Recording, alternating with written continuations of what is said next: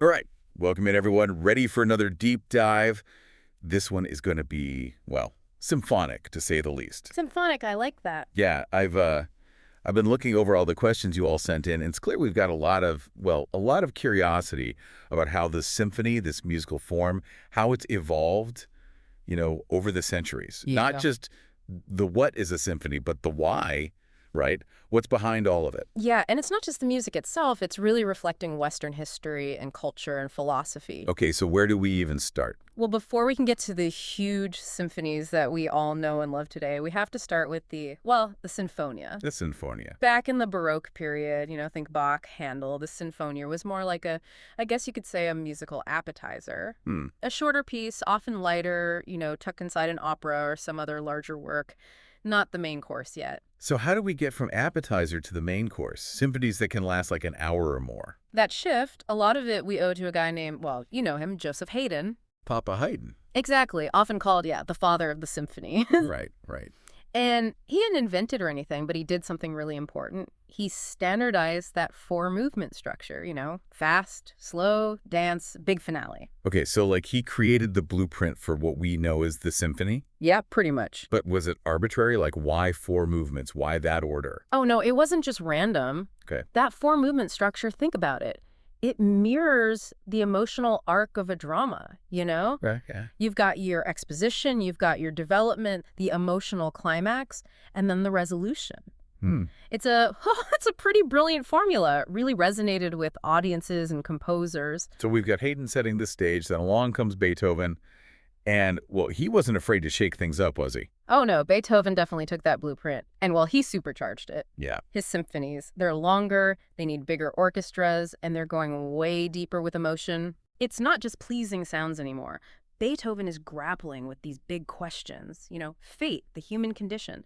Think about that raw power in his Fifth Symphony, just as one example. Yeah, oh yeah. You could definitely feel that intensity building and building, which, I mean, kind of sets the stage for the whole Romantic era in music, right? Yeah. Where it was all about expressing those big feelings. Absolutely. 19th century rolls around, romanticism takes hold, and the symphony becomes this perfect vehicle for all those grand emotions. Yeah, yeah. But there's also, and this is fascinating, I think, this split between program music and absolute music. Wait, hold on. Some symphonies tell stories and others don't. I'm a little lost here. Okay, so program music, that's like a musical story. Like, take Berlioz's Symphonie Fantastique, follows a specific narrative with, very vivid musical depictions. Yeah, okay. Absolute music, on the other hand, Yeah. that's purely about the music itself, the sounds, how they interact, no story needed. Like, I guess you could say, like a beautiful abstract painting. Okay, so even without a specific story, those romantic symphonies were still packing a lot of emotional punch, right? Totally. And then on top of that, you've got this rise of nationalism finding its way into the music. Right, right. With composers drawing on the music of their homelands. Exactly. Think Dvorak, think Tchaikovsky. Right. They started weaving folk melodies, rhythms, all from their home countries right into their symphonies. Yeah. It was a way of, celebrating their heritage, showing their national identity. And it was happening right at a time of huge empires and shifting borders and everything, too. A lot of political change. Right. Exactly. So it was a pretty powerful statement. Absolutely, yeah.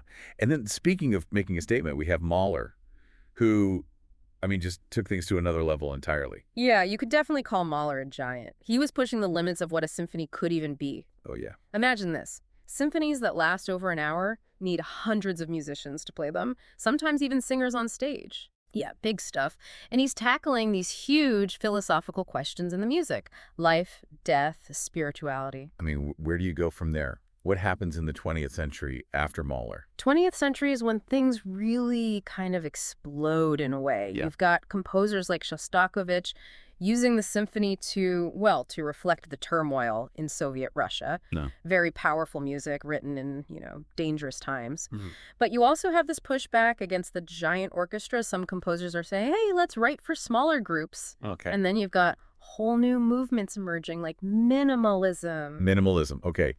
Break that down for me. What's that mean when we talk about symphonies? It's about, I guess you could say, stripping things down, getting rid of the excess, and focusing on these really simple musical ideas, Okay. repeating them, letting Okay. them change slowly over time. Think like the hypnotic works of John Adams. So we've gone on this whole whirlwind tour of symphony history, Mhm. but where do we end up? Where does the symphony even stand today? That is the question, isn't it? Some people might say, oh, it's a relic of the past, but I don't think so. Yeah. Lots of composers today are still finding ways to use the symphony. New ways, innovative ways, Right. incorporating electronics, multimedia, blending genres. The symphony's not going anywhere just yet. Wow. Okay, so much to unpack there. Yeah. If we had to, I don't know, kind of boil it all down, what are the biggest takeaways about how the symphony has changed? I think the biggest thing is this. The symphony, it's always been a reflection of its time, always changing alongside everything else. Technology, art, society. Like it's a mirror to what humanity is thinking and feeling. Makes you think. Any final thought, maybe a little provocative, to leave our listener with today? Well, we've been talking about Western classical music this whole time, but, symphonic traditions, they exist all over the world. Oh, that's true. The rich orchestral music of India, China, Africa, so much out there to discover. That's an excellent point. Well, thanks for taking us on this deep dive today. I learned a lot. My pleasure. And to all of you listening, keep those ears open and keep exploring that amazing world of music. Definitely.